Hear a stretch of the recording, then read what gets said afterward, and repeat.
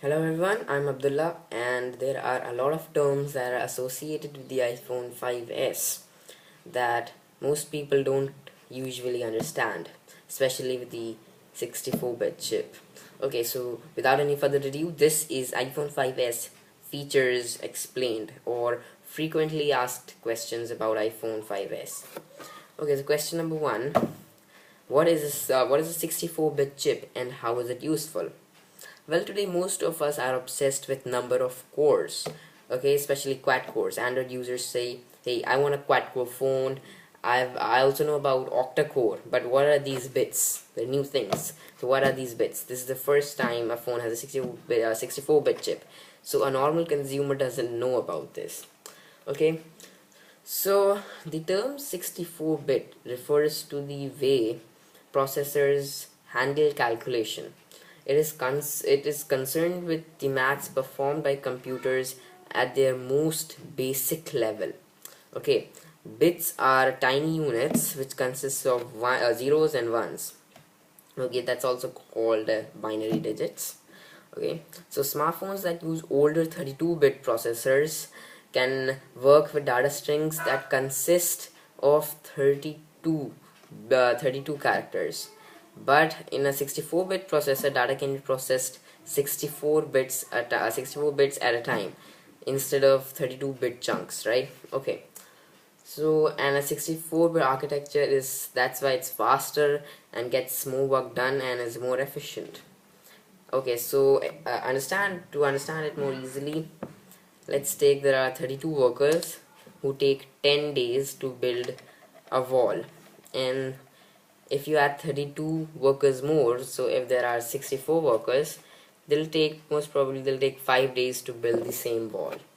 Yeah, okay, so that's 64-bit chip, and most people are surprised that if they were that this chip, actually A7 chip, works better than the Snapdragon 800 chip, which is a quad core.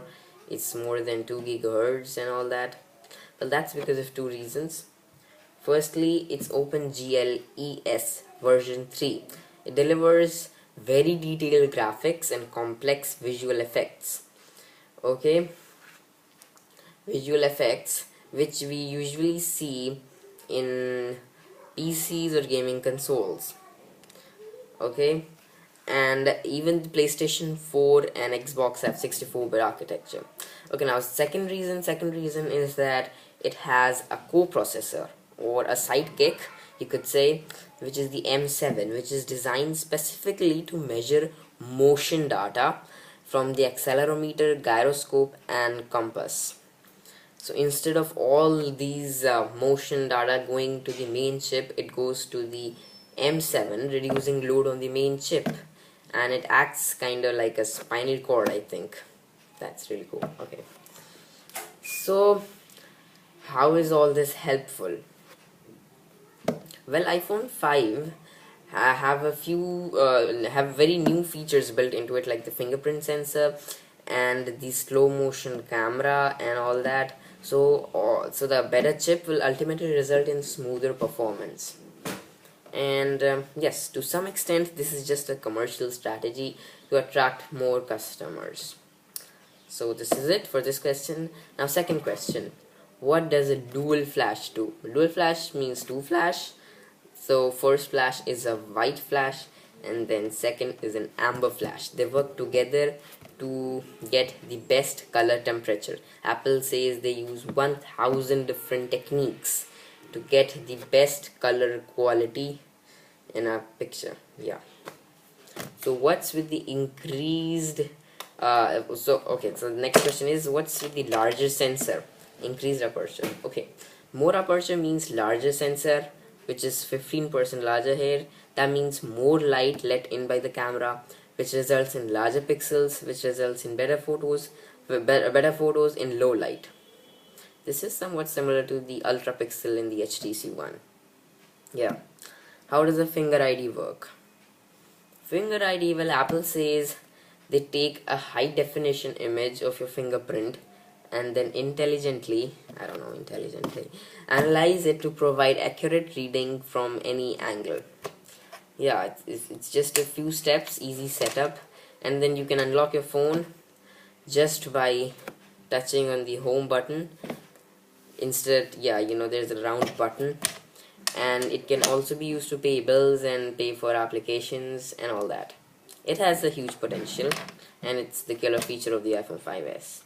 Okay, now now the next question is, how does slow motion work on the iPhone 5S camera? Well, they increase the frame rate. Usually the frame rate is about 30 frames, but they take 120 frames per second, and then you can view it 4 times.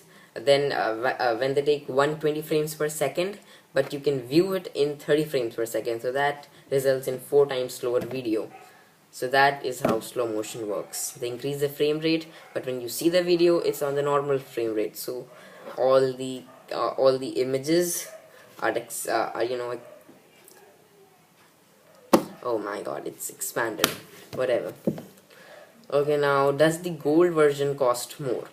Well, this is a very stupid question. It's basically gaining popularity in the Indian region because it's not launched here yet. I read in the newspaper that an Indian was actually willing to pay 1 lakh, that's 100,000 rupees, for the basic 16 gigahertz golden iPhone 5S.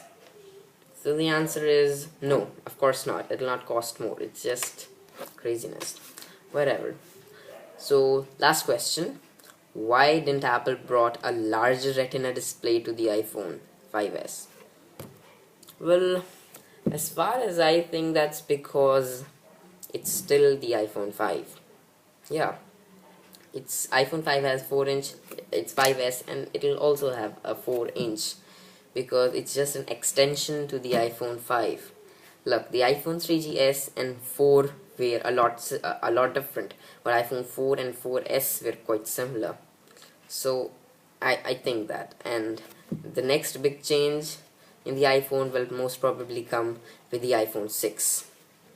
And that's it for this video, and if you have any more doubts or questions, you can mention it in the comment section below. And if you have any questions regarding the iOS 7, then please have a look at my previous video. That will be the first link in the description below the like button. And this is my first interaction with you. I hope I'll get a good response. Surely subscribe if you want to see more better videos than this in the future. Give it a thumbs up if you think this was helpful. And many people have questions regarding iPhone 5S, so feel free to share with them. And I'll see you guys in the next video. Stay tuned.